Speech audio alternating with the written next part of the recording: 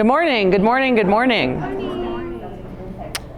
I'm suspecting, based on attendance, we're going to have some people running in late. If you guys wouldn't mind helping me when that happens, of questioning them, what CRM are you? And just make sure that they end up with the right people, that would be great. Welcome. Today we get to talk about CRMs. Who's excited? Okay, good. Who is not excited for CRMs? Perfect. So we're all happy to be here, which is great. First question I have for you guys, just briefly, please raise your hand if you have established your brand voice in ChatGPT. Raise your hand. If you don't know what I'm saying, the answer would be no, so you'll leave your hand down. Okay, so if you have not established your brand voice in ChatGPT, I will stick around at the break for like 2-3 minutes to help you through this, but you should get ChatGPT up, or whatever AI system you're using. It doesn't need to be chat, but that's gonna be part of what we do today, and you want chat to know you, so we will establish that at the break. Okay. Before we start getting into the CRM, I just want to talk about where we're at in the program, because now we're at like 65, 70, 75% of the way through it. And this tends to be where people start to fall off of any program. It doesn't matter what it is. So I just want to briefly talk to you about how much you've already invested so that you stay finishing strong through the end. Because what's really fun is you're going to have homework from today, you'll have homework from our next accountability call, and then your homework is done. So you are this close to the end, and I want to see you guys see it all the way through. So we've already invested roughly 5 hours into calls. You've already spent 8 hours at workshops, not including drive time there and back. Right? So there's a lot there. And then my estimation from homework, some of you may be more than this, some of you may be less than this, is between like 8 to 20 hours that you've invested. So when you add all of that up, you guys have dedicated almost a full week in the last 4 months to working on your business. And I'd hate to see you fall off with the last 20% to go. So I just want you to ask yourself, remind yourself, why did you sign up for this to begin with? And then at our accountability call, I asked you guys at the end to really visualize what it would feel like if you had all of these pieces in place and really running. And the theme of that word for most of you was relief.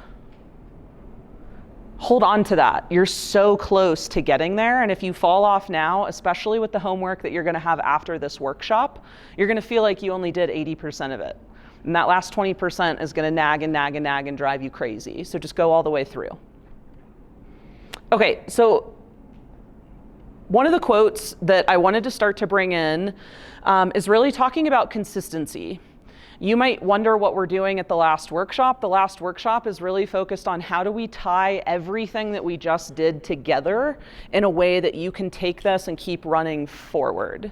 And so consistency is the thing that's on my mind. You guys have put in all of this work, but how can we help you continue to do it consistently? Because if you are consistent, your results will also be consistent. So the quote I grabbed from Tony Robbins is, "It's not what we do once in a while that shapes our lives. It's what we do consistently." And where this is really apparent to me is with something like exercise, right? Like if you just go for a 10-mile run once a month versus going and running a mile every day for a month, the results are going to be really different. It's what you do consistently. Meg, what CRM are you? I'm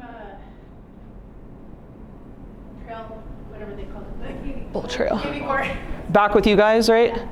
Yeah. Yeah. We're organizing by CRM just so you guys can help each other a little bit. Okay, so quick agenda for the workshop. We're gonna do a little energizer per usual. We're gonna go through the homework learning, CRM intro, CRM kind of orientation. We're gonna take a brief break. And then the last half of the workshop, we are going to build out a drip campaign. So we're going to actively do a drip campaign and give you kind of the framework of how you can do this so that you guys can take that, and then your homework will be going and finishing out several other drip campaigns. Okay. So before you move, What I want you to do is to start to practice a system that has worked really well for me in my business, which is you go to some networking event or you meet somebody out in public or whatever, and you get their contact information for some reason, right? You either follow them on Instagram or you get their business card. If you leave it there, nothing happens.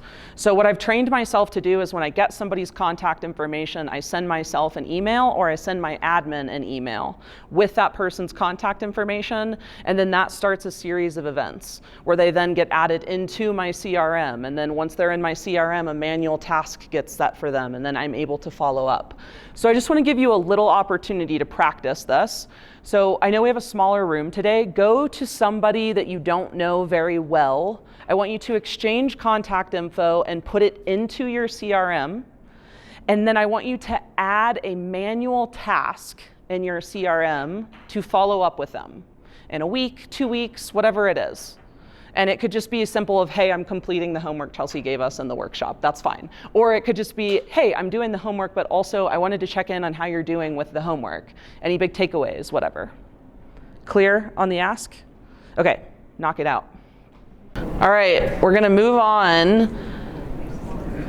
Did anybody not know how to set a task in their CRM? No, only one? Everybody else knows how to do that? Okay. Did you figure it out? Yeah. Okay, you showed her how. Okay, good, look. Learned something new, very valuable. Okay, so we'll go back to our seats and we'll get rocking. So one quick friendly reminder is just the program tracker. If you want to pull that up really quickly, you are here today. I can prove it, you're on video. Are we on workshop 4? We are on workshop 4. And so if you did the homework for today, you'd get to check that one off too. We still have like 10 to 13 people in the running. It's hard to tell because some of you guys update like after the fact, but it looks like 10 to 13 people in the running for free coaching. So we'll raffle that off at the end of the next session. Okay, so today let's get into the fun stuff. Today is the CRM. The beloved CRM. If you had 25 tasks to do in a day, who would choose their CRM first? Right. I spoke on a panel last week at the Clayton. We had like 100, 150 agents there, and I asked in the middle, like, who feels like their CRM is locked in? Not a single hand went up in this room, which is crazy.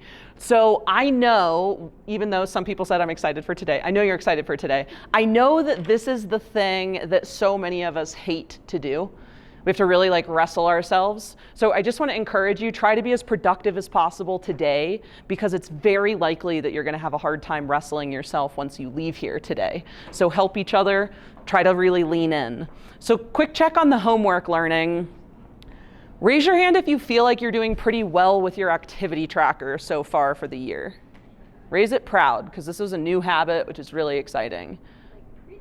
Pretty well-ish. Okay.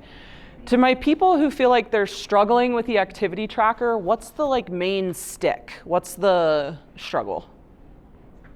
I feel like on last year's, scrolling all the way to the very end of the year where you can't see your activities, it's just hard. My brain doesn't work like that. So there's so there are a couple functions. So one, you can set up a function so that the activities stay regardless of, you freeze it. Yeah, it's really simple. If you just Google it, how do I freeze a column on my Excel document? Yeah. The second thing that you guys can always do too is you can hide columns. It doesn't delete them, but like once you get through Q1, you're like, even if this stays, I don't want to have to scroll. Just hide Q1 and that's fine, and then you won't see it. Okay, so that's a visual thing. Anybody else who's struggling with the activity tracker? There are a few of you. What's happening? I have to make like a call or emails throughout the day, sometimes from my phone, sometimes from follow-up, sometimes while I'm driving. So it's the actual daily tracking. If I'm sitting at my desk Yeah. calling people, it's easy to say, oh, I just called somebody. Yeah. But at the end of the day, to be like, who the hell did I even talk to today? Yeah. I don't know. So Devin, this was something that you struggled with. Have you figured it out? No. Okay. I've been trying a couple of different things and nothing's working for me. me. Yeah, okay. So there's a few different options, and I'd encourage you, we sent out the recording from the workshop where we did the activity tracker of how to track on a daily basis. We also talked about it at the accountability call right after. So go back to those recordings because there was really good stuff. But one of the ones I would consider doing is a widget on your phone. Do you have an iPhone? Okay, probably Android has the same thing. Somebody couldn't confirm. Do Androids have the ability to have widgets? It's like an app where you can just click. And it can be a counting widget. So, okay, I sent out a text, you hit it, it says 1. Okay, you make a phone call, you hit it, now you've done 2. Oh, you're out talking to somebody, you hit it, you've done 3. Now at the end of the day, it counted for you. All you had to do was hit the thing. So I would try that. I would also try a notepad. But this is very real. This is a very real struggle that people have is how do I keep track on a daily basis? Any other big issues with the activity tracker? I'll just say something. I feel like it's what you're tracking. Like I originally was gonna try to start tracking all my phone calls, and I just felt like that's not realistic for me. Yeah. So I'm making sure that I'm checking off my tasks, what I'm supposed to be doing, like my open houses, and adding 5 contacts to my database. But Yeah. I'm not doing the calls anymore because it just seems, and maybe I'll add that on later, but Yeah. developing the new habit of tracking these things is hard. Yeah, it's real. And what I want to remind you of is progress is better than perfection. So if you're tracking now all of a sudden 80, 90% of the activities in your business, you're still way better off. And that, yes, this is something that you could look at layering in. It does also bring up a consideration for some people, which is, do I want to be doing my calls and texts and stuff on the go all the time? Or would I actually be better off sitting down in front of my CRM, which we're going to talk about today, and banging out an hour of calls where it's easier to track, but you're also more likely to have better follow through, better follow up, and convert. It's easy, right? You're in the car, you're between appointments, let me just make a phone call to a client. Like, I totally get that. But when that happens, then you don't usually take the time to add the notes into your CRM, to set the next task, to do all of these other things. So there's a consideration there too. Yeah. Okay. Calendar. Who feels like they're doing pretty well with their calendar? Sick. That's awesome. Good job, you guys. That's really exciting. Any like big hangups still with calendar? Mine is just still figuring out where is the best time to put these activities. Okay, it's not going to work out today, moving them, but some of them I want like set days, because I want set days to be doing things. Yeah. So it's just kind of figuring that out. Yeah, figuring out like your flow of like, when it makes the most sense for you. Absolutely. Yeah, and that's the beautiful part, right, is you're learning as you're going, so you'll find your system. Like, for me, it's definitely just hammering out the admin and the things I don't want to do in the morning. I just have to get it over with, because I just want to go talk to people. I don't want to sit there at a freaking computer. Yeah. Meg? Since I have knee problems, I found I do a lot of calls late in bed, texting late in bed. Yeah. Or when I'm driving to appointments. If I got a new car in the last year, and it's the first time I can say, call so-and-so, and it does. Oh, nice. It's like improved my life dramatically, but that's where I tend to do a lot of my stuff when I'm not Yes. sitting in front of the computer at the desk. That hurts if I sit for too long. Yes. So I need to figure out a different way to get that all updated. Yeah, so what might be good for my people that like to do these calls and stuff on the fly is that you have a 30-minute calendar block or 15-minute calendar block in your schedule every day, right? Where you sit down and you update your CRM with the people that you talked to. Because it's the notes section, it's the continuation of that afterwards rather than just calling based off of feeling. That's really important. Which CRM are you? What is it? WeChat? WeChat, okay, here, right? WeChat, come sit over here if you would. Okay, I brought these up just because, again, we're going to head into workshop 5 and we're going to really start to put these pieces together. So if you're struggling with anything, please do reach out to me individually if you need some help. I'm happy to get on a 15-minute phone call with you and assist you. I really want you guys to go into the last workshop feeling like you can put these pieces together. Okay, so from our homework, raise your hand if over 50% of your contacts are tagged. Keep them up if over 75% are tagged. And then keep them up if 100% are tagged. Yeah. Okay, we've got some rock stars in the room. Let's give them a round of applause. Yeah, heck yeah. Sick. Okay. Awesome. So if you are not at 100%, it's okay. And put some time in your calendar right now to keep going with this over the next week. Put it in your calendar right now if you did not have your hand up to 100%. Give yourself another 2 hours, ideally in the morning, ideally kid-free, distraction-free, to sit down and do this deep work in your business of getting everybody tagged. Brian, you have a question? Yeah, so I've got like a slew of agents, some of whom may not even be in business anymore, I don't know. Yeah. And title people and people I've worked with in transactions over 20 years. Yes. So some of them I labeled as I went, but I just don't know how important it is that if they're not part of my daily whatever now, does it even matter? They're only in there because they were involved in a transaction or something. So is it important for me to go tag all of those people? It's going to be a lot. So it's up to you. If there is somebody in your database that you don't intend to market to, they should not be in your database. Delete them. If this is somebody that you want to get your monthly newsletter, that you're going to try to stay in touch with, then I would absolutely tag them. So for me, I tag our local agents. We talked about this last time, right? We have our local agents, I have my out-of-state agents, I have my shit list agents, which are the people that are in there that are specifically excluded from everything, right? But I actually still get business off of other realtors. I sold 2 deals in the last year from other agents asking me to list their homes. So I still market to them. So I think it's worth it. And then I have another tag that's for industry partners. So specifically people in real estate. So your lenders, your title reps, whatever, they still get my newsletter. But then I do other things because they're tagged. Like I do a vendor happy hour once a year at least. Sometimes I do a VIP breakfast. And these are people I consider inviting. So I think you've got to really think through, are you ever going to have a use for these people? If not, I don't think they should be in there. Yeah. So I'll figure out what I want to do with that, I guess. Yeah. So one of the reasons I use Top Producer is because I track my transactions in there. So Yeah. You have an action plan for it. You assign everybody a role that had any kind of role. Yeah. And then you have that historical information. Yeah. Maybe that's just not useful, especially after so many years. But that's why they're in there. Yeah. So I find it useful. I still find, I personally still market. I find opportunities still come up, and it's just different things that you're interested in from staying in front of people. Like my title rep, for example, has given me an opportunity to come speak here at DMAR, which is something I'm really interested in. And maybe she wouldn't know as much about me if she wasn't getting my personalized newsletter and a few other touches.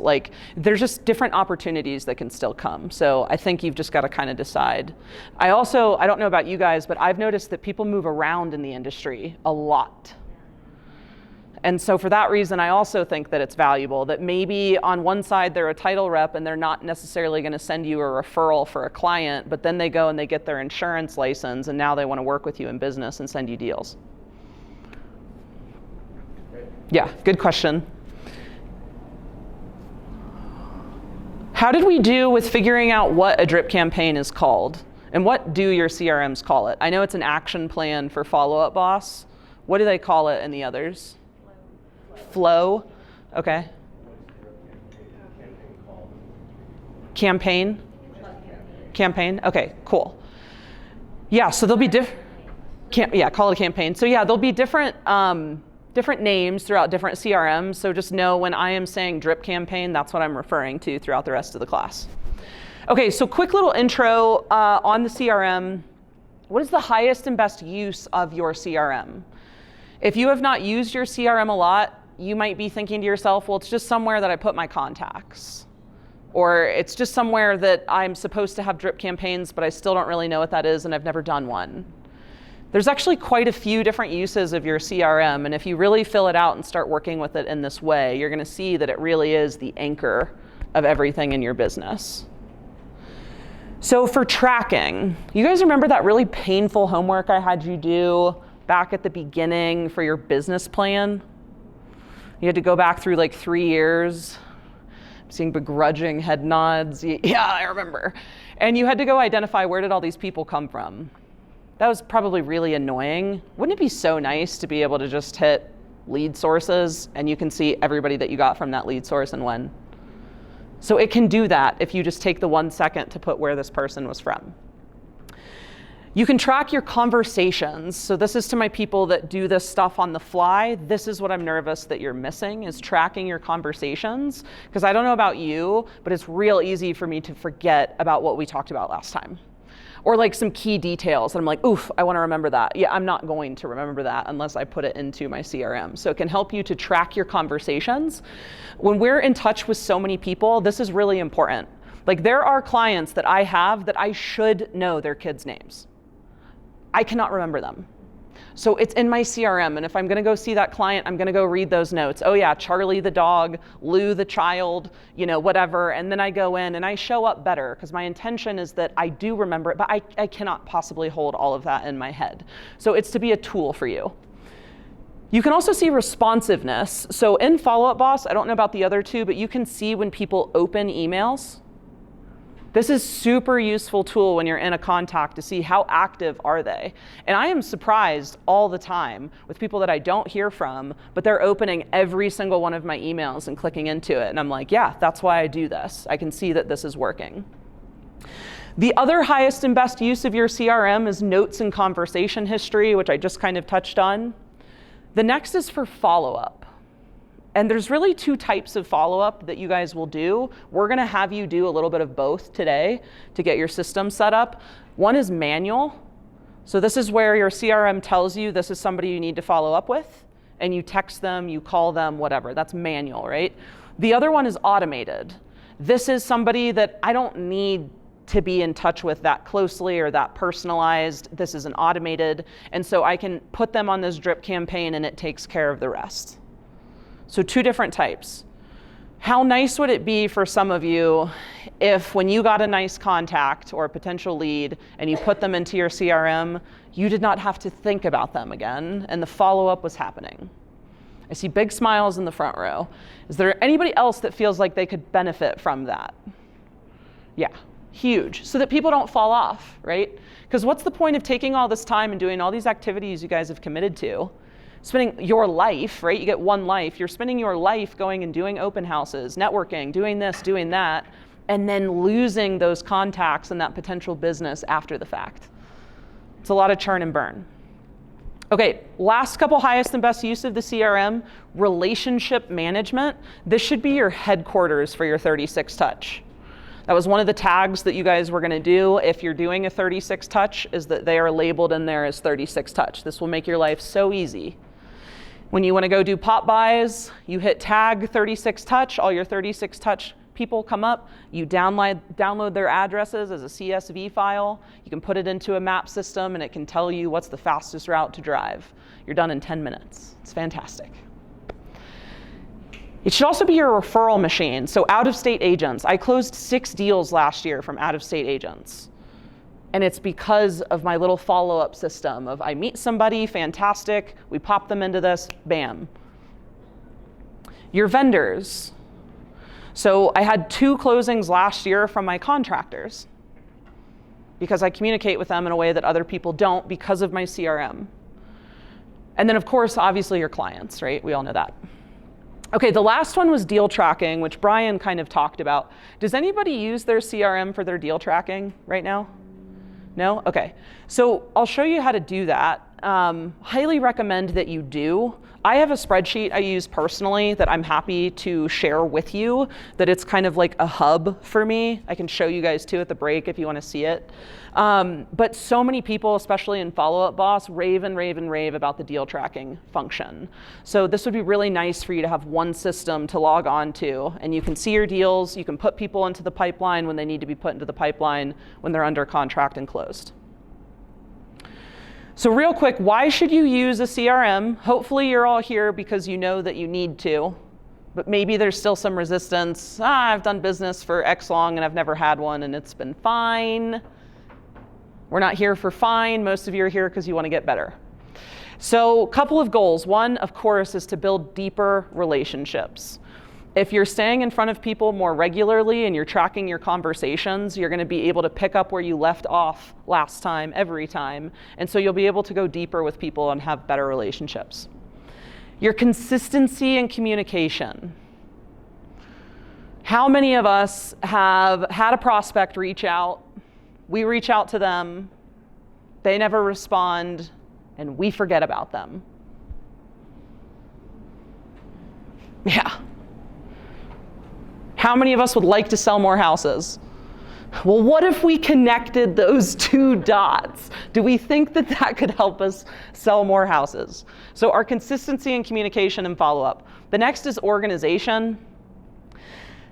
And I put the next one in all caps because I think that it's the difference of somebody who runs their business and somebody who gets run by their business. Is that when you have a great CRM as one of your systems, you're able to be proactive with people. So this is something I get complimented on by my clients regularly. If we have a conversation in October and you say, let's connect after the first of the year, on January 2nd, I am sending you a call or an email because my CRM told me to. I would have forgotten about that. So being proactive, staying ahead of people. You automate the mundane. It is painful to get it set up. I am not going to lie to you. This is not sexy work. It is not sexy. It is simple. It is not easy. It's the worst shit that we have to do in our business. But once you get it set up, you don't have to think about it anymore. So it's just ripping off a Band-Aid so that you can make the rest of this easier for yourself. And then you can make smarter business decisions because you're also going to have a lot of data. So that's also really fun. If you send out some sort of email campaign and nobody opens it, okay, well now this is a data point for me of what was the subject line, right? Is this not content that people are engaging with anymore? Let me look at my history. Is my audience not really that receptive to email, right? So there are 4 key components. This first one, I'm not going to make you do anything, but the other 3 components is what we're doing the rest of the workshop. I'm going to make you start to do stuff. So make sure your CRM is up. So the first key component I already made you do, right, which is the contact management. One of the notes I just want to make about this is that the more information you have on people, the better, because it allows you to make decisions. So for example, if you wanted to automate a birthday card to go out to all of your clients, you could look up people, filter by who do I have a birthday plugged in here for? Oh my gosh, I've got 200 people. I can do this now. Or, oh, I've only got 50. So I need to get some people's birthdays in place before I can do this thing, right? You can start to make better decisions in your business of when you're doing things. So recommendations would be obviously birthday, close date would be really good because you can do happy house anniversary things, anniversary dates of their marriage or of something that's happened with their kids, whatever it is. The more information, the better. Where can you get information on people, by the way, about their lives? Social media. So this is somewhere where if you're doing this really well, if you have social engagement time in your calendar for 15, 30 minutes a day, whatever it is, you've also got your CRM open right beside you. And you see that something happened in this person's life, you plug that in as a note. Next time you go to call that person, because it shows up as a manual task, hey, I saw that you went to so-and-so place for your birthday. How was it? It can start to be really, really high level. You can brain dump notes, things that you're thinking, what conversation you need to have with somebody and why. That always helps me. I have a really good thought, and then 3 months later, if I didn't write that thought down for this conversation with this person, it's gone. How your conversations went, source tracking, and then pipeline management. I don't personally use this. So many people do in their CRM, so I'd encourage you to try it out and see if it works for you. Just a little bit too much for me. But you can put in that they're a warm lead, a cold lead, hot, move them through stages, whatever. And if you're going to do that, you should be using your CRM for your deal and pipeline tracking. That's the only way that that system is going to be really efficient. Questions on contact management? No, okay. All right, so the next one is deal tracking. Does everybody's CRM have a deal tracking function? You think? Okay. I know Follow Up Boss does for sure, and it's fantastic. People rave about the Follow Up Boss one.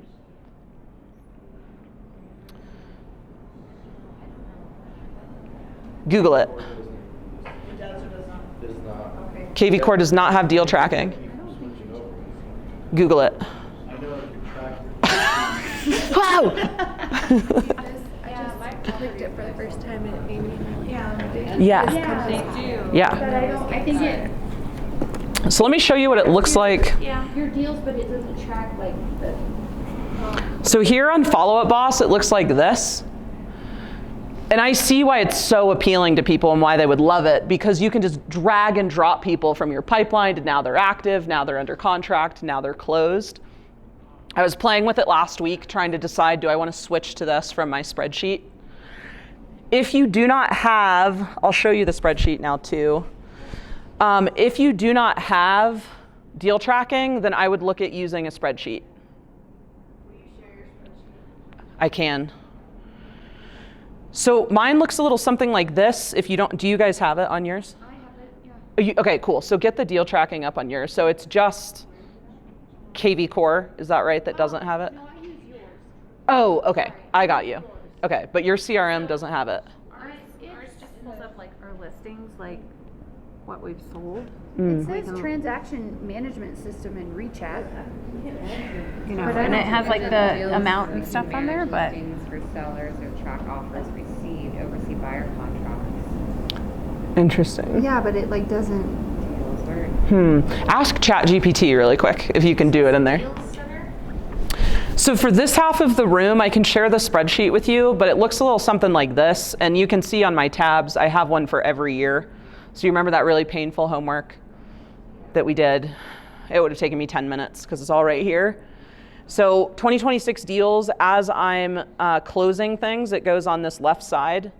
I put in my lead sources, so then it totals everything for me at the bottom once they've closed. These are all under contract. I've got my under contract. I like to predict a little bit, so it adds up all my sold and under contract. And then based on how much is left in the year, it tells me what I'm predicted to close. So we're in month 1, so whatever is currently pending or under contract times 12. I've got my active people, active buyers, active sellers, and then I've got this pipeline.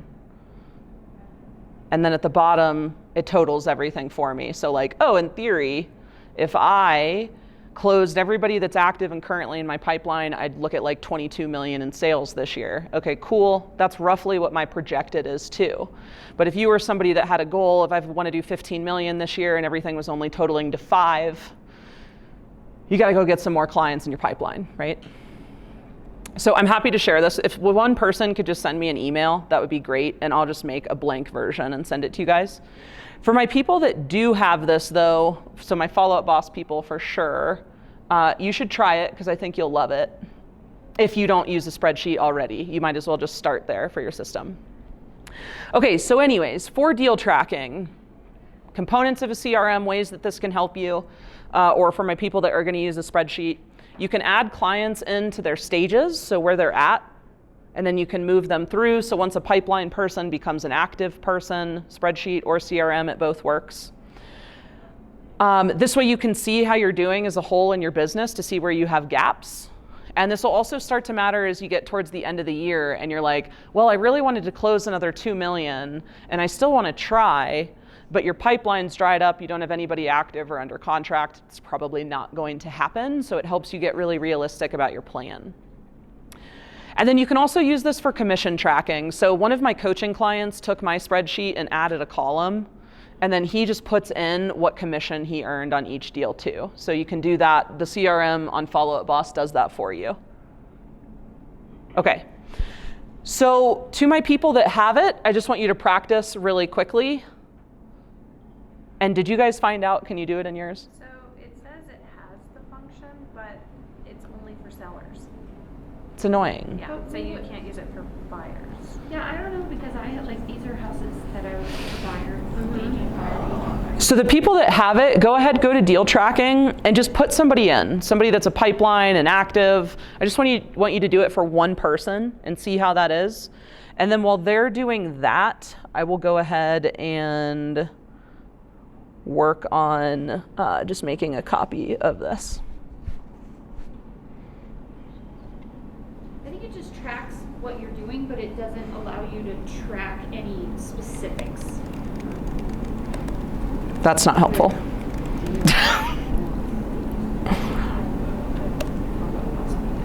are you talking about if we somebody under contract or we list them? Is that what you're wanting us to do? Yeah, throw someone in, or I don't know how it is in Top Producer, but again, in Follow Up Boss, you can put somebody in that's a pipeline person or that's actively out searching if you've had a closing this year already. But just put in one person so you can go through that exercise. And then don't worry to my other people, I'm already almost done with the spreadsheet. I honestly like your spreadsheet better than if I were to use it in. Bless you. Because It's quite the compliment. For yours, that I can see everything for that year in on one page, and then I can go back to details if I need to. Okay, so I'll share this with some of you now too.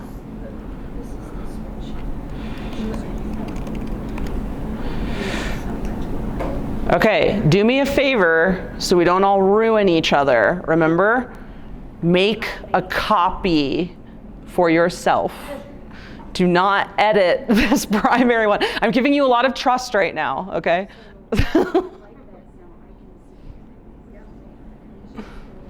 Okay, to my people on Follow Up Boss, are you guys done? I got one. You got one? So I like it because it's all in one spot, Yeah? and then I just do. You have like pipeline buyers, I guess. Can you put them in? You should be putting anybody that's pipeline. Anyone, yeah. Investor, buyer, seller, anybody, yeah. Everyone goes in. Okay, so I just shared that spreadsheet to my people that do not have it. So this side of the room, make a copy really quick and just put somebody in. So either into your pipeline or into the active, under contract, just put one human in. They could be a dog. I'm not checking IDs. Yeah. Was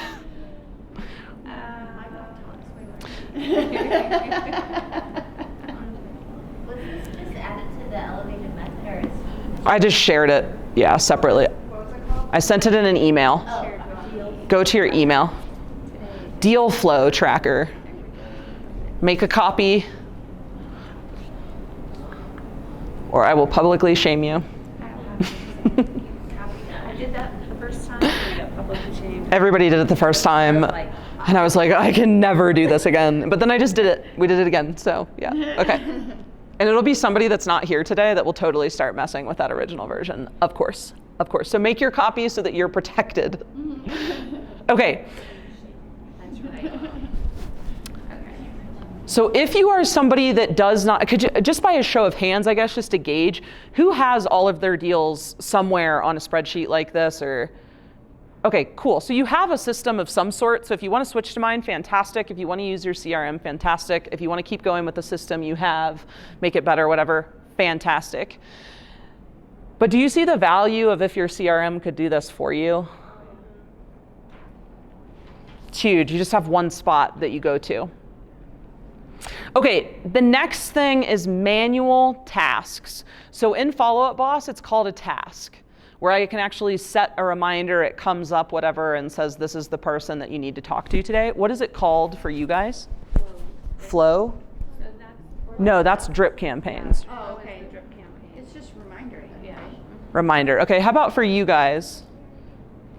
it's just called tasks? Tasks. Okay, fantastic.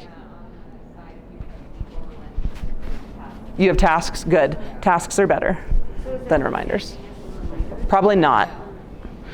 Okay, so for manual follow-up tasks, these are people that you want to manually follow up with. Who would be somebody that you want to manually follow up with instead of just throwing on a drip campaign? A prospect from an open house. Active clients.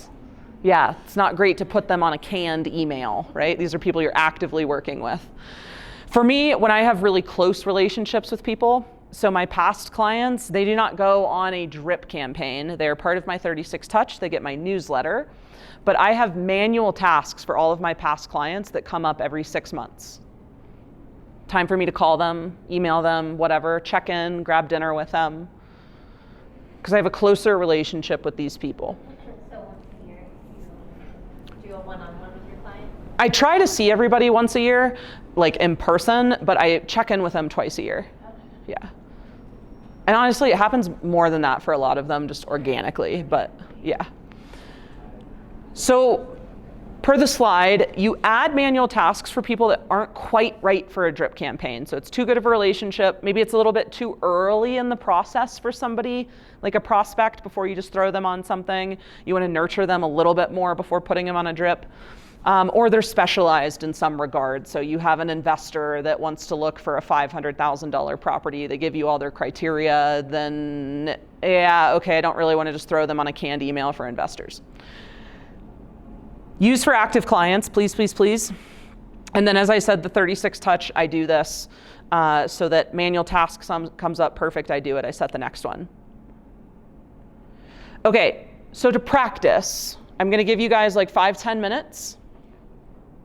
I want you to add 10 tasks. So that would mean for 10 different people that you're currently working with or that are on your mind, active listings you have on the market that you want to give an update to, go into your CRM and add 10 tasks.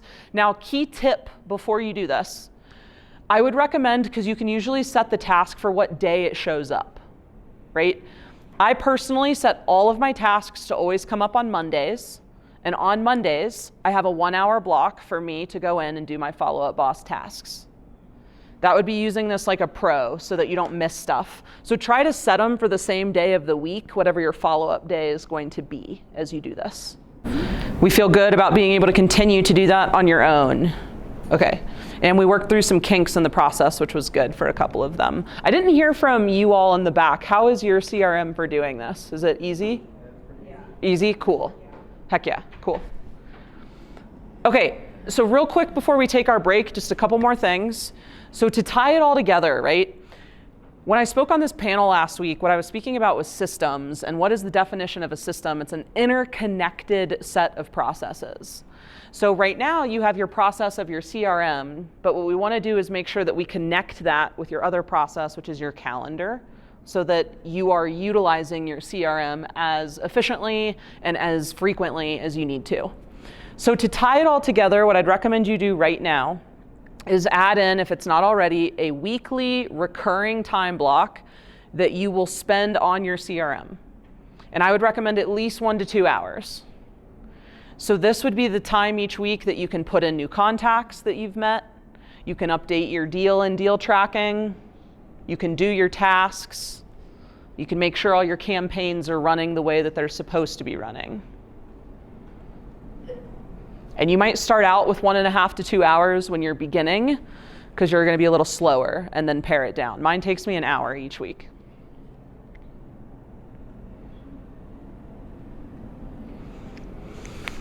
And then here's probably the most important thing I can tell you about the manual tasks part of this. So you heard me say I do a 6-month check-in with all of my past clients, right? So when somebody closes, that's part of my system. When somebody closes, I set a task 6 months later to check in with them. When that task comes up and I do it, if I don't set the next task, they go into Never Never Land. So what's so important as you start going in and you're doing the tasks is, oh yeah, I got it done. Do not leave that person's profile until you set the next task of when you're going to get in touch with them. And maybe that next task is now it's time to put them on a drip campaign. Fine, so just go ahead and do it right then, or set a task for you to go put them on a week later, whatever it is. But you have to remember that that is your system, and if you want the person to stay in your follow-up flow, you have to set the next thing. So please don't miss that. And then just one other thing, this is something that could be on your activity tracker. It is on my activity tracker that I do my Follow-Up Boss time every week. I have it set for Mondays. Sometimes Mondays get crazy and I end up not being able to squeeze it in. That's fine. It's on my activity tracker, so I make sure that I reallocate and I get it done that week. Okay, so how to be a pro, really quick. If you've got the system down that I just taught you, remember at the beginning of class how you went and you met somebody and then you put them into your CRM, right? This is a practice that you can use when you are out in the real world meeting people. So you meet somebody anywhere. You could email this to yourself or to your admin. It could be a screenshot of their Instagram account, or it could be a photo of their business card. email it to yourself with subject line, whatever your CRM is, right? Now the next time that you're in your email, you could go ahead and put them in, or the next time that you have your weekly recurring calendar block pop up, you go through your emails and, oh yeah, here are the ones with this same subject line. These are the people I need to put into my CRM. Once you put them into your CRM, you need to figure out what is your line of communication with them moving forward. Do you want to set a manual task that 3 months from now you want to reach out to them and check in? Do you owe them a follow-up based on your conversation? Or do you want to pop them onto a drip campaign? Or are you okay with them just chilling out and getting your newsletter and that's enough? But that's how you would turn this into a really high-powered system and become a pro. Okay, we're going to go ahead and take our break. I'm going to run to the bathroom, and then I'm going to stick around for like 5 minutes, and I'm going to talk about ChatGPT, because I am alarmed at how many of us have not set up our brand voice. So I'm going to go to the bathroom, and you will pull up your ChatGPT if you need help. Their brand voice established in their AI system? Okay. So called anything else other than a brand voice? You have to physically put it in. I don't know. Get to know you, something like that. Or kind of. To my people that had their hand raised, has anybody not used ChatGPT? So you've been using it, you just haven't established a brand voice? Thank God. I asked what my brand voice was, and it says your brand voice is polished, confident, and human. Cool. So great. So one of the things that you can do for your brand voice, okay, Chat loves to learn, and you can give it really good information so that it can learn better. If you have ever taken a personality assessment, you should upload that into your ChatGPT. Every personality test I've ever taken, Chat knows. And I said, Chat, what should I be when I grow up? Business owner. Well, all right, life is good. Set. So you can put that stuff in. The other thing I love to put in is if you have any writing that you have done. You've written a blog, you wrote a letter to somebody, whatever it is, you can put your writing, you can upload something you have written into Chat, and it will learn what your style is. And this will help with all of your outputs in Chat, because once you establish your brand voice, it'll start to give you things that sound more like you. Here's another one. So I teach these classes, right? I have recordings of me teaching. I took a class, I transcribed it, I uploaded that into Chat, and it established my brand voice from the way that I actually speak. So that would be another one if you have social media videos, or if you just record yourself talking for 10 minutes about something real estate related, transcribe it, put it in. But what you want to do is you want to establish a brand voice with Chat where it saves it as a memory. So what you will say is, Chat, I would like to establish my brand voice that we will use moving forward for all outputs. Type that in the chat. Literally. Good morning, Chat. That's how you always have to start. Be nice to your robots. Good morning, Chat. How are you? I would like to establish my brand voice with you for all outputs moving forward. And then if you have anything that you can upload as a file with this, that's going to make you better. So if you can go find a personality test that you've taken, if you've got a link to something, you have a blog that you can copy and paste in there, that would be great. And you could also do this later. And then send it to Chat, and Chat's going to be like, that's such a good idea, and let's do that. And then you just want to ask Chat to save whatever your conclusion is that you come to. If you agree with what it tells you your brand voice is, say, cool, could you please save this and utilize my brand voice for all outputs moving forward? And unfortunately, Chat is not always obedient. So sometimes you have to tell Chat, like when I'm writing something, I always tell Chat, hey, I want you to be an expert marketer, and I would like for you to write the following using my established brand voice. So I still prompt it to do this. Just see what comes up for you really quick. It's fun. If you've been using Chat a lot, it probably knows you pretty well. Daryl? Mine definitely is accurate, but it also thinks I'm a man, so. Mine misgendered me. I just was talking to somebody about this. It misgendered me, and I was like, why? It's weird because it's like I had to do a lot of my but I guess my name, which happens in real life also, but. So I asked Chat, because I was like, is this because I say my wife, right? I've said, I use Chat sometimes for therapy. So I say my wife. Is this because I have a direct communication style, which you're associating with it? I questioned Chat about this, and it was really interesting, because I'm like, you do have bias. Mine also mentioned directness.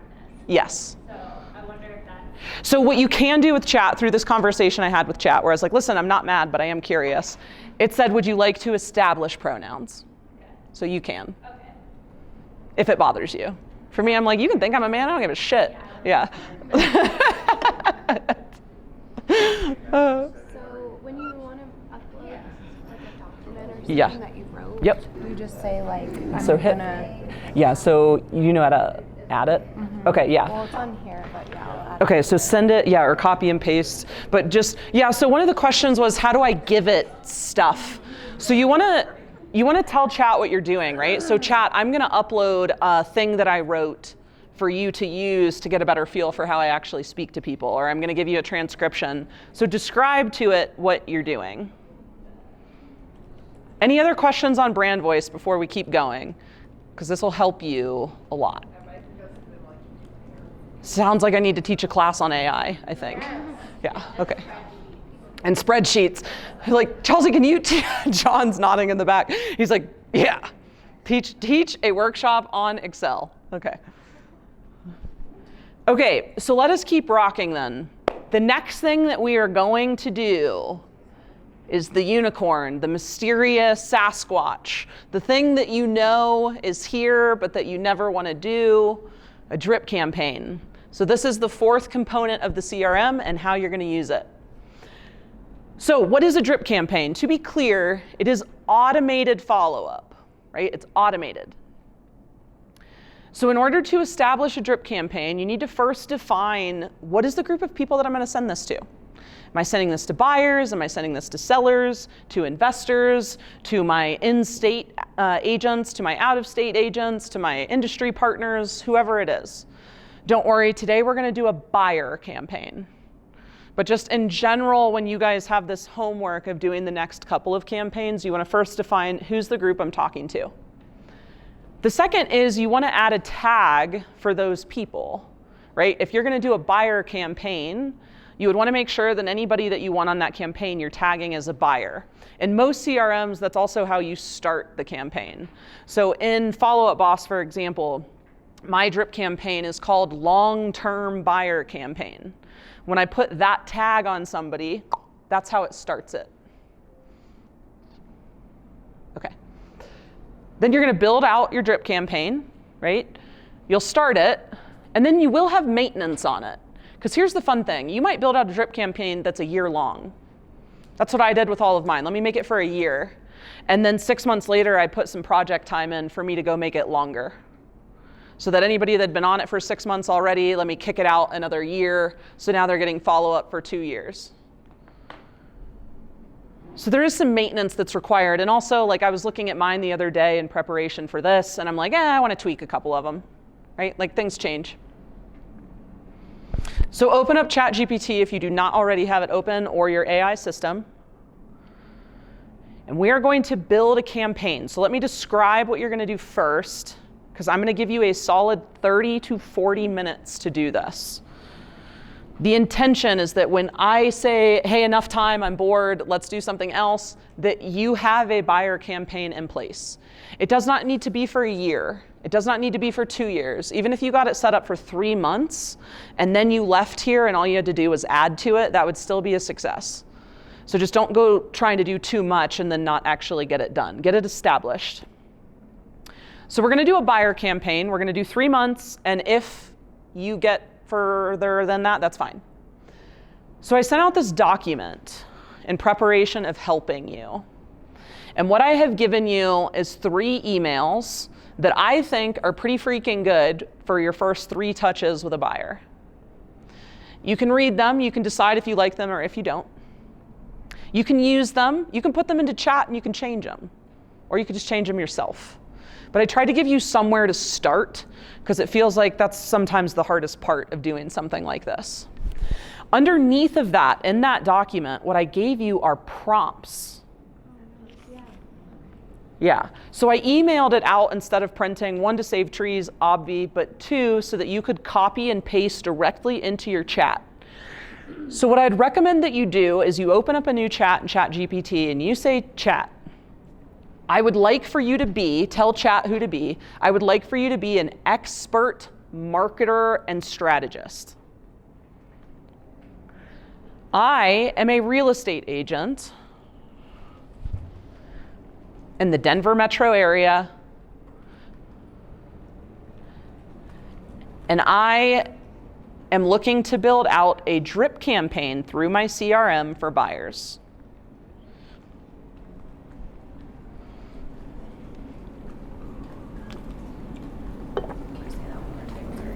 Oh, that was a lot to say.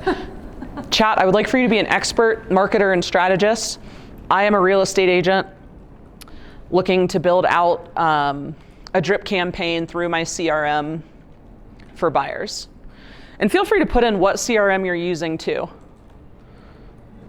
In the Denver, Colorado market. Yeah, if you want to put Denver, you don't have to, but I just like to be as specific as possible because it adds little flavors. And then what I'd recommend that you tell chat is, I am going to copy and paste 3 emails for you to see the format, length, and messaging style I would like to use.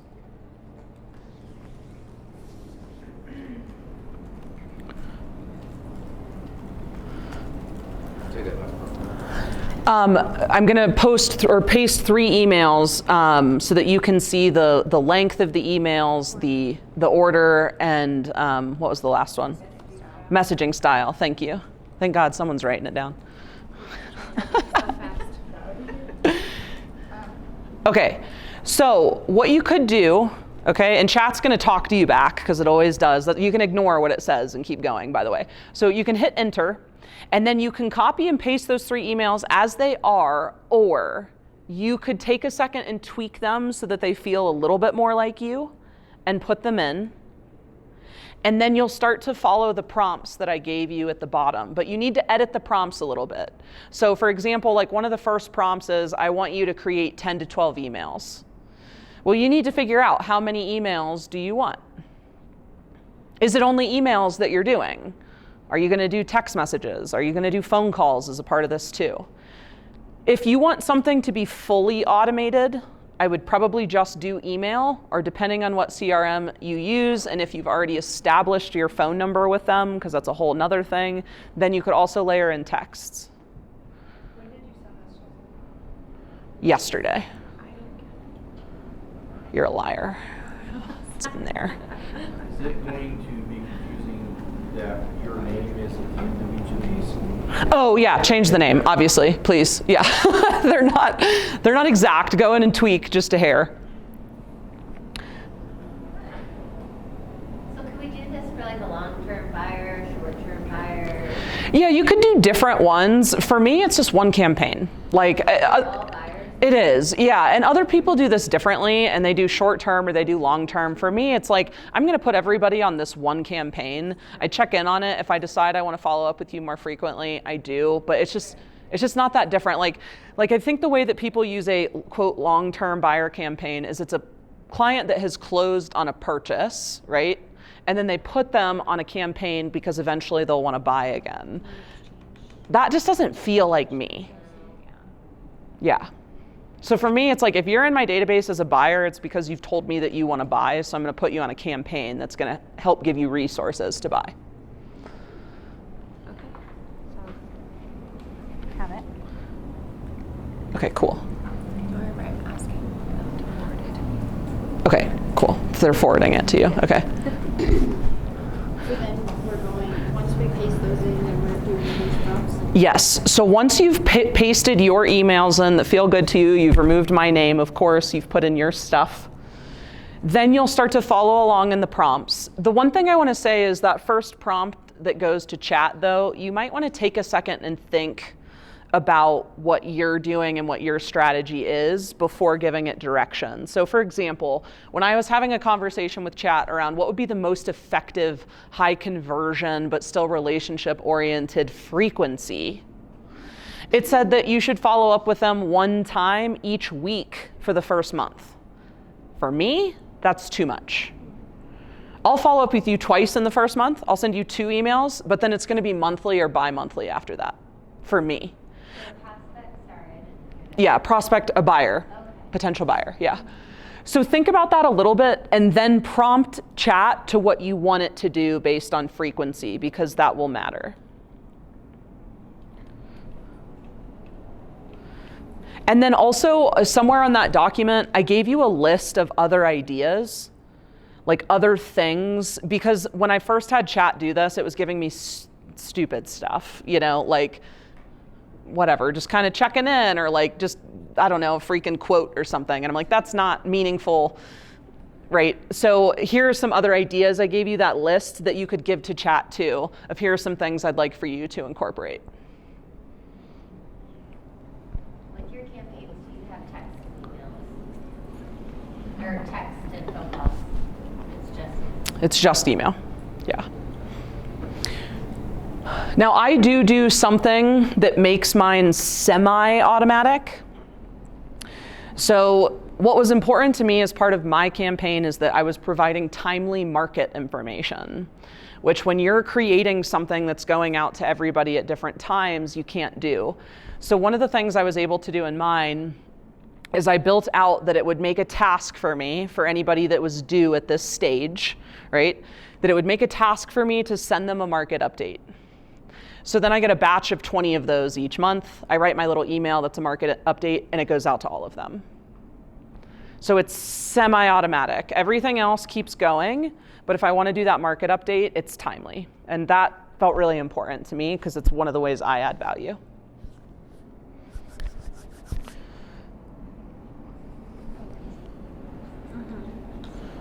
So just so that nobody's waiting, I'm going to explain the next couple steps to you and then give you full time to workshop, and I'll go around and help, okay? So you're going to go through these prompts in chat, and you might like what it puts out, you might not. That's okay. This is why you're going to, potentially copy and paste it into a Word doc and change things around and edit it.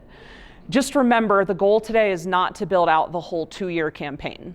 It's to get 3 months together, and then you can add to it after.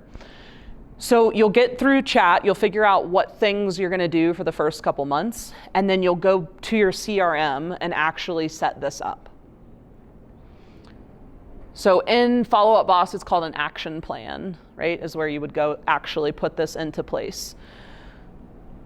One of the things for you to know when you go to establish your drip campaign is that every CRM is a tiny bit different in this regard of like how it lets you do things in terms of when it sends stuff. So I've had a CRM in the past that I could choose a specific date. I want this sent on this date. What Follow Up Boss does, which I like a little bit better for a drip campaign, is it just says, okay, after how many days do you want this sent from the time that somebody's put on there? That feels a little bit better to me, because then no matter when in the year I add somebody, it's the same frequency that they're getting their drip campaign. Okay. So you can add someone in the middle of the year, but it'll start at 0. number 1. Yep. Right? That's why it's super effective, because I go meet somebody wherever, you're a potential buyer, I pop them on the drip campaign, bam, it goes. And then whenever it is for them, it's the 3rd email, I get a notice of, okay, it's time to send this group of people a market update. Perfect. So it flows really well. Okay, so I want to give you guys time to do this. A couple quick final tips before you rock and roll. You should be asking chat to build something out that's roughly like 12 to 27 touches-ish.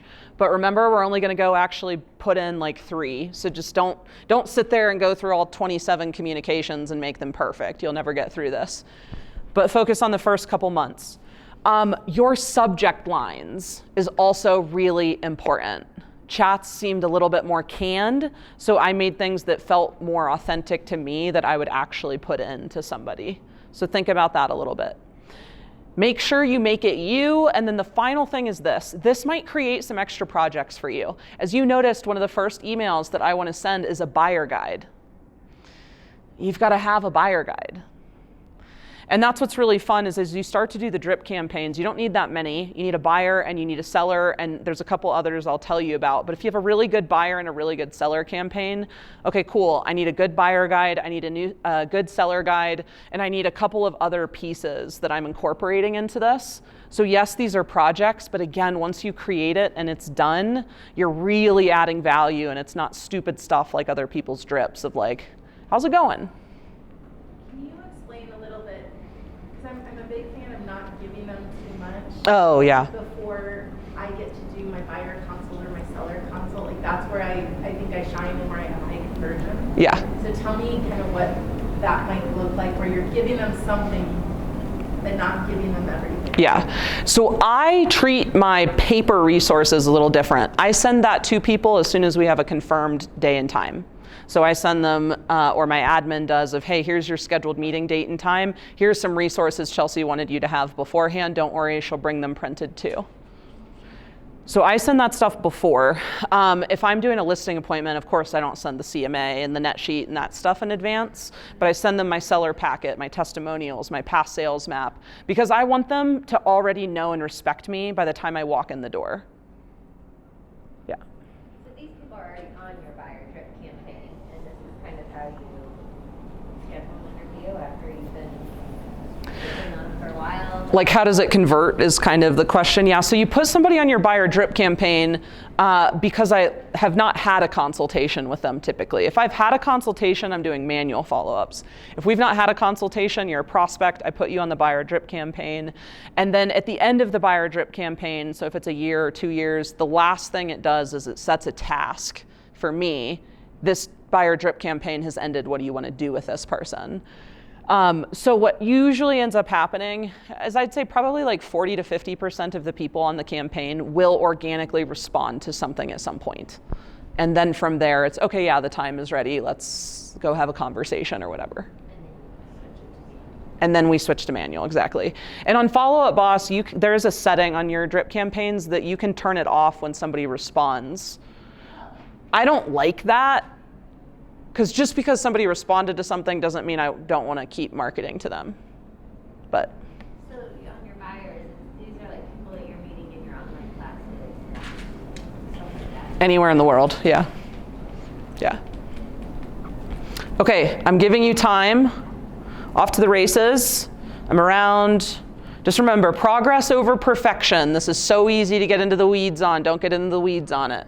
And then put a link in. That the link is for anyone that has the link can access it. So you can link to the Google Drive thing.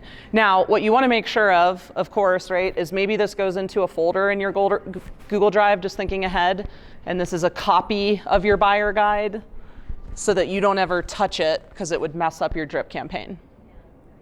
Yeah. Okay. Any other problems? How can you test it? So you can put yourself on the campaign, and I would set the frequency to be like 1 day from now, so you get the first email to see how it's going. Once you were in there, or does it kind of make sense? I'm happier now. That makes sense. If I didn't have Wendy sitting next to me, it would have been very scary. Yeah. Discouraging. So one of the comments was, if I didn't have this person sitting next to me helping me, this would have been scary. So I have really good news for you guys. There are a bunch of people in this room who all need to do the same thing as you. Schedule a time to meet up together and to do it. Schedule a 2-hour time, I'll come back to you. Schedule a 2-hour time that you get together and you build out your drip campaign so you can be there literally for emotional support. And I know that might sound crazy, but it is not crazy. This is the thing in our business that we don't want to do. It's tedious, it's uncomfortable, it's stressful. Find a partner.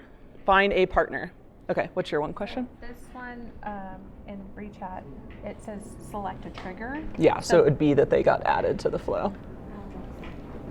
Because then you put them on it, bam, now that starts. Oh, okay, so, all right. Got it. I was like, I thought that was like initially, but no, got it. Sorry, my microphone just broke. Okay, so we're gonna keep rocking just because I want to respect your time, but here's the good news. We have the room. So I'm gonna go through the last couple things really quickly, and then you guys can stay and work on this a while longer if you want, okay? So I need you guys to do two things right now. If you could open up your calendar. Because everybody's leaving feeling incomplete. So we need to do these two things so that you can start to feel complete. So the first one is something we've already talked about, right? Is set up the recurring appointment weekly for you to work in your CRM, not on it, in it. The second, you have just realized it's going to take you a little bit to build out this campaign. I have really good news. If you only had a buyer, I just realized my music was still playing, sorry. If you only had a buyer and a seller campaign, that's okay, right? Those are the two prospect types that you have. If you're somebody that has a lot of investors, maybe you want a third. So I just don't want you to make this bigger than it is either. You've already started with the buyer, you just need to finish it, and then you need to build out a seller campaign. I know it's painful, but it's not that bad. And I don't want you to give up because you think that it's this really huge thing, because it's not. Okay, just two. So what you need to do is put in some project blocks. You need a project blocks to finish your buyer campaign. And then you would want a project block to build out your seller campaign. And then you might have some other project blocks you put in there if you realize, hey, I do want a buyer guide. Hey, I do want this other thing, right? But I am going to challenge you really quickly. Has anybody ever gone to make something in their business like a buyer guide and you spend your whole day on it and it never gets done? Do not let the creation of something be the reason you don't finish your drip campaign. This microphone keeps breaking and falling into my bra. So sorry. Do I need that little cap? You don't need it. As long as it stays on there, that's fine. If it falls, it's fine. Okay. As long as it can stay. Okay. I can still be. It's uncomfortable. Okay. So anyways, don't let the creation of something be your excuse that you don't get this done. So here's what you could do. If you're like, you know what, I'd really like to have a buyer campaign, and I would like, or a buyer guide, and I would like to add that. Perfect. Get your campaign done without it. Make a campaign without it. And then now that's a project that you do a month or two down the road to go back, build your buyer campaign, and come back, or your guide, and come back and edit the drip. Do you see what I'm saying? How you can still get this done without allowing yourself to be distracted by these other things that aren't actually as important. Okay, so we've got project blocks into our calendar, I hope.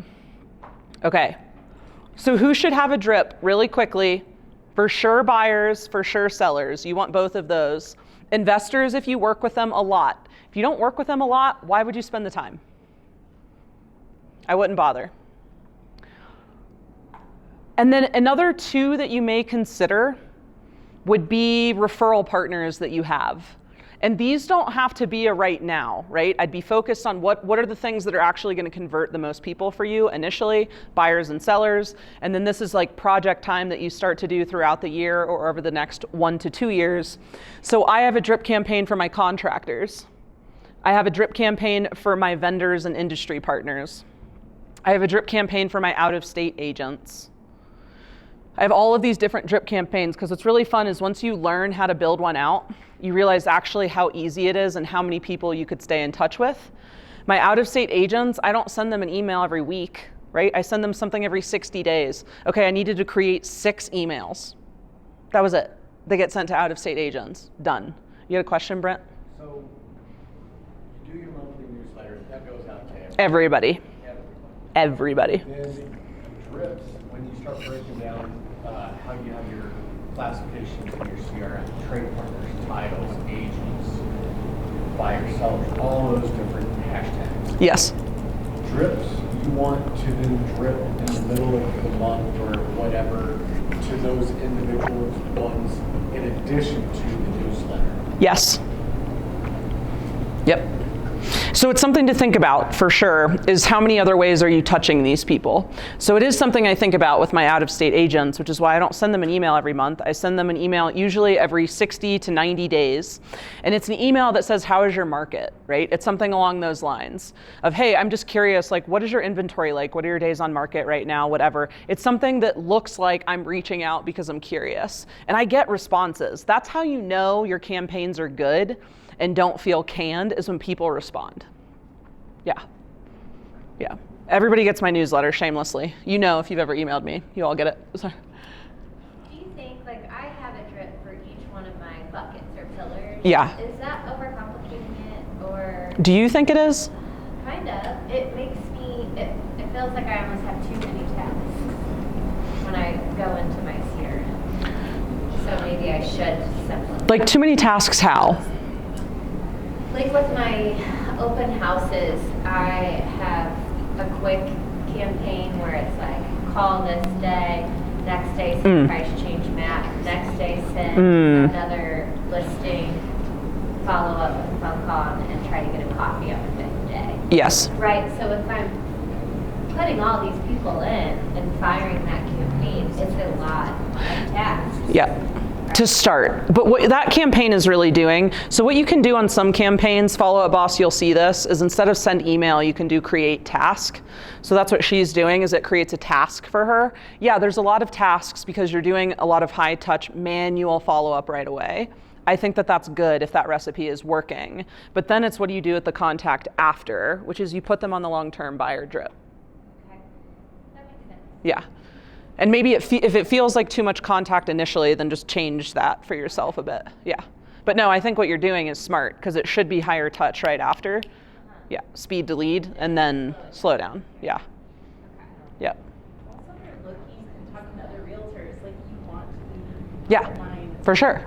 You don't get back to them. Yeah. I was at a funeral last week and I responded that day, said I'd love to meet with you. And they're like, oh, but I can't today. I'm at a funeral in a town. And they're like, oh my God, why are you writing? Yeah. Like, because I will lose you. Yeah, it's speed to lead, right? Like we all know that when the phone rings. And so then one of the last ones you might consider, which is kind of what Amanda was just touching on, is that you might have a drip campaign specific to certain marketing types that you do. Right? So an open house one, for example, you might have a campaign for the first month off of an open house lead. And then once that person, if they have not converted at that point, then you might put them on your long-term buyer drip. These are things that you can partner together. So for example, I teach these classes every month. I have a drip campaign for people once they've come to one of my classes. And then if I have not heard from them, they go on a long-term buyer drip. Gotcha. So this buyer campaign is more for a long-term person who's not going to transact right away. Yeah, if they're going to transact right away, it's a manual task. I'm calling your ass right away. Okay. Yeah, right away. Okay.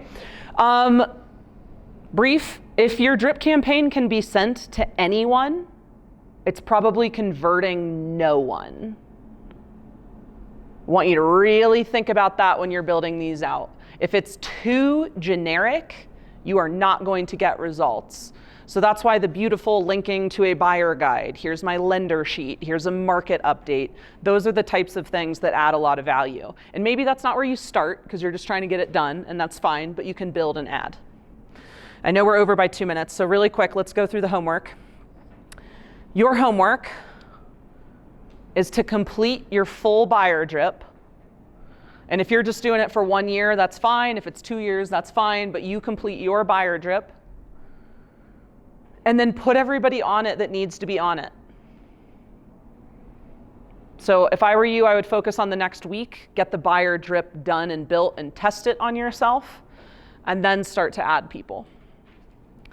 And then the second is to do the same, but with your seller drip campaign. So again, we're looking for progress, not perfection. Every single person in this room I saw working on your campaigns, and this is something I think most of you have not done. Progress over perfection. Build it out and then set project blocks for you to come back later and make it better. Just don't get stuck in the weeds. It's so easy. And with ChatGPT, it's like TikTok. You can be on there for 3 hours going down a rabbit hole. Don't do that.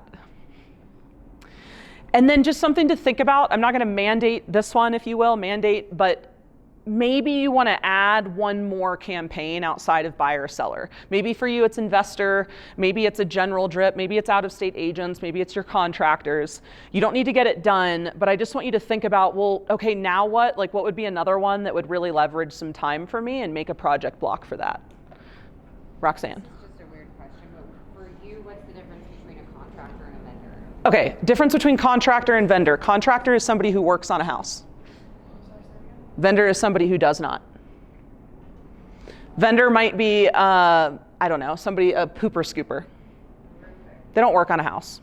A roofer works on a house. A siding contractor works on a house. Plumber. Cleaner. I treat this list a little different than I treat this list. Okay, for our last session, really quickly, I need a little bit of help. Our last workshop will start at 10. I'm going to beg some of you to come early, Allie included. Come early. Okay. We're going to try to get some testimonials from you guys if you're cool recording them. We'll give you a little prompt. It'll have 1 or 2 questions.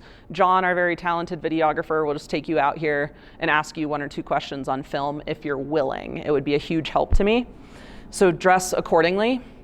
And then we have happy hour and graduation right after the last workshop. So I just want to make sure you've allocated that time in your calendar, that it's like another 2 hours that we get to go be together to network, to celebrate. Your castle's paying for everything. And that's February. That is, it's only in a couple weeks because February is a short month. It's the 19th. We still have an accountability call before then, but I just wanted to prep you so that you guys could come a little early. It'd be a really big help. I know we're almost done. Yes, it's in the afternoon. I'm so sorry. It is not at 1. John, I have to redo times with you. It is at 1. It is not at 10 a.m. because we're doing the happy hour after. That's why we did that one later. That is totally my fault. The 19th. So that would mean arrive at 12:30, not at 9:30.